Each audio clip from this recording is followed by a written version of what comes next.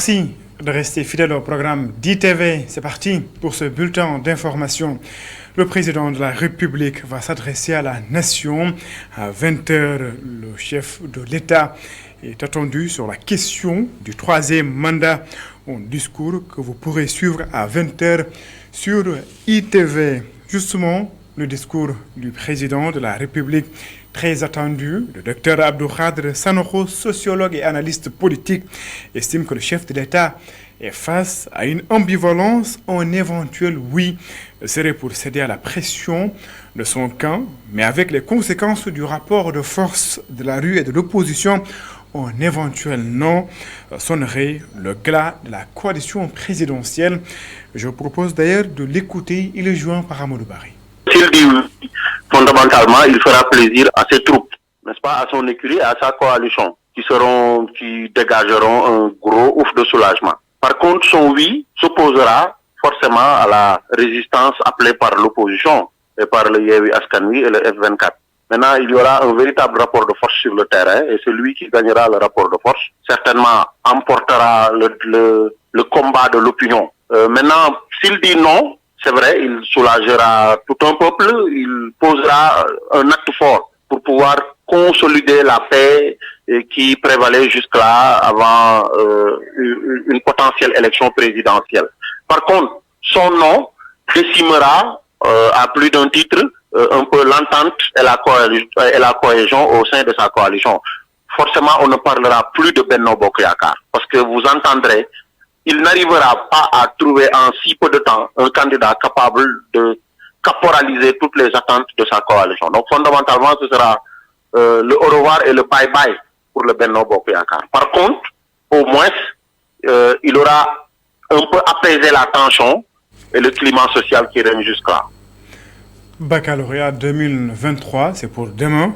4141 candidats à Matam, soit 80% des filles. Et les candidats seront répartis dans 26 centres de la région pour l'inspection d'académie.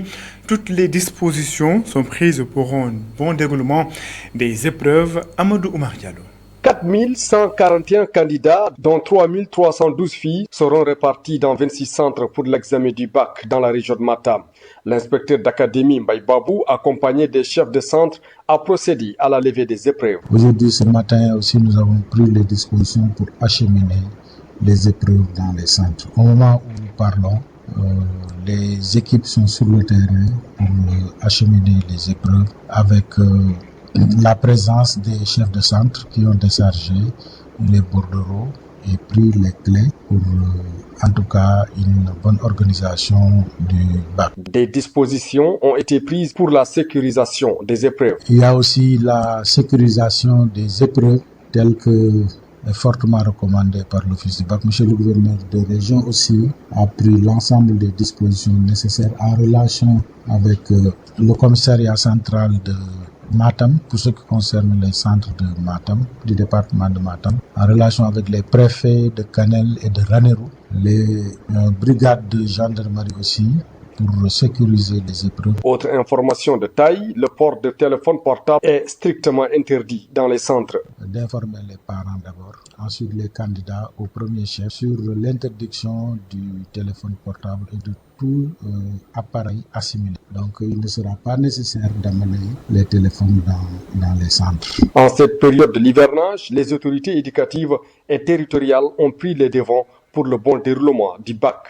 Et pour l'ensemble de nos centres, sauf quelques-uns que nous avons bien identifiés à Kanel, à Sinthiou Garba, à Taïba, je pense que nous sommes sur la veille et l'alerte lorsque des situations peuvent survenir pour un peu encombrer le bon déroulement du bac. À Matam, le dispositif de surveillance est renforcé cette année avec la désignation des chefs de salle dans les 26 centres de la région. Amadou Oumar Diallo, Dakar enregistre ses premières pluies à la zone de captage. Les habitants sont inquiets. Ils sont toujours en tête les inondations de l'année dernière. Certains se disent tout de même peu rassurés après les travaux, mais ils restent prudents. Ils l'ont dit à Nyanya Dioufnian. Première pluie à Dakar À la zone de captage, pas de dégâts majeurs. N'empêche, les habitants sont inquiets. Certains craignent de revivre les mêmes difficultés que l'année dernière.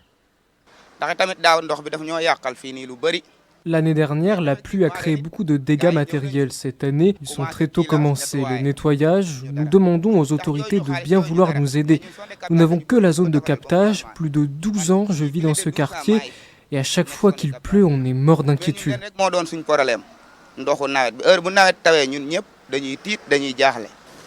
Pour d'autres, il y aura un grand changement pour cette année.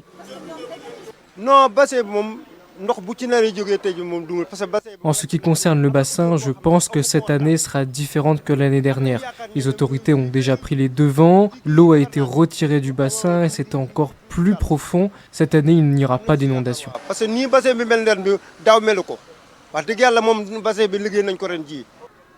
Inondation ou pas, les habitants de la zone de captage se préparent à toute éventualité et invitent les autorités à faire pareil.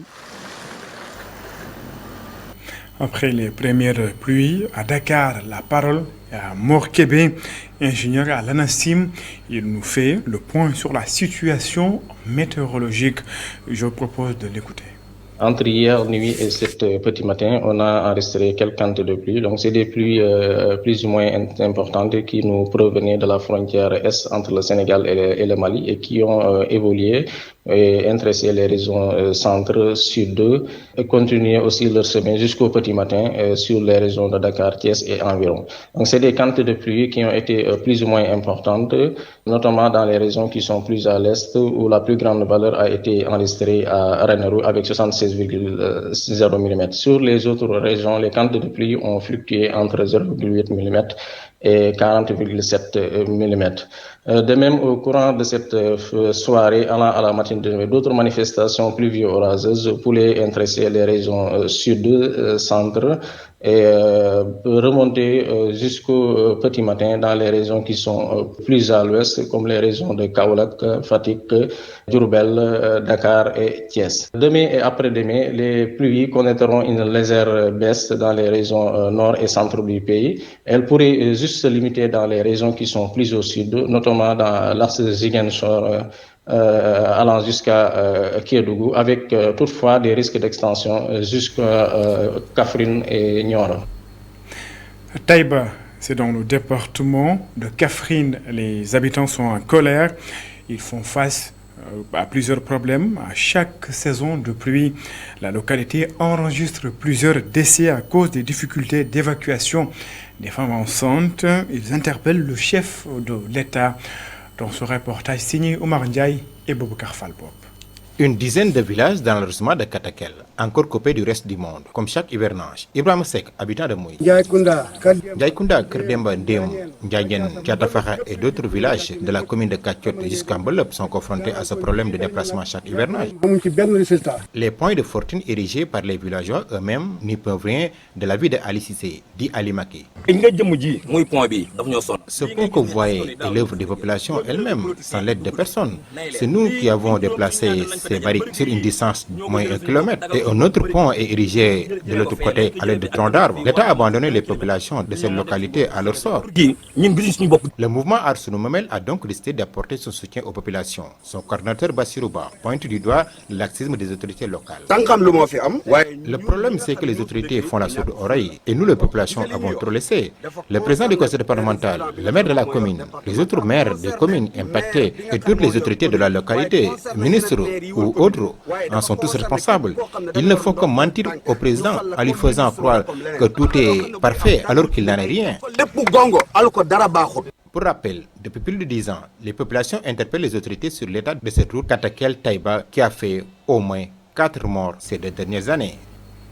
Oumar Ndiaye, des lotissements sur le site de Khaloudjoula à Djakhirat dans la commune de Sangalkam sont jugés irréguliers par la famille Fekharidjen. La famille dit détenir d'ailleurs un arrêté interdisant les travaux sur le site. Elle appelle les attributaires à se rapprocher d'elle pour la conciliation. Momodou Diop-Tchoun est le secrétaire général du conseil des notables Lebou, porte-parole de la famille Dien. Il est ici au micro de Babacar Sek.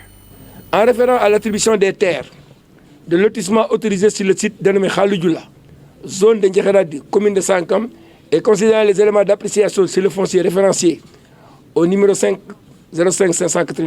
du 21 juin 2018, de M. le sous-préfet de Bambilor du 3 août, ainsi que l'interdiction par arrêté du 23 juin. Oui, l'arrêté de M. le sous-préfet de l'arrondissement portant décision de la levée de suspension et la lettre de notification de levée d'interdiction des travaux, des activités dans la commune de Sankam, objet d'arrêté numéro 23 AB du juin 2019, ainsi que les notifications de grandes instances juridiques pour compter du 6 mai 2020 de restituer l'intégralité des terres des héritiers à la famille Feu Kharidien, Mandiaye Thiandoum, Feu Sali Thiandoum et consorts. La famille, en partenariat avec l'État du Sénégal, a engagé un dialogue pour la résolution finale du problème. Pour rappel, sous la présidence du préfet, une rencontre décisionnelle de confirmation du rapport était attendue en présence du receveur des domaines, des impôts, de l'urbanisme, du CRD, et qui avait vu la présence du collectif de 1107, ce qui est une importance pour avoir permis le dialogue vers une médiation sociale des parties prenantes, dont les coopératives de SDE, coopératives de travail de la présidence, coopératives de la police. Mais Sangalkam est dans une turbulence communale du foncier. C'est de préciser que les enquêtes de la DESCOS doivent être finalisées sur le dossier du 6890 et dont la vente est illégale. C'est la fin de ce bulletin d'information. Merci de l'avoir suivi. Excellente suite de programme sur les antennes d'ITV. À 20h, vous pourrez suivre l'adresse à la nation du chef de l'État, suivi donc d'un plateau spécial. Au revoir.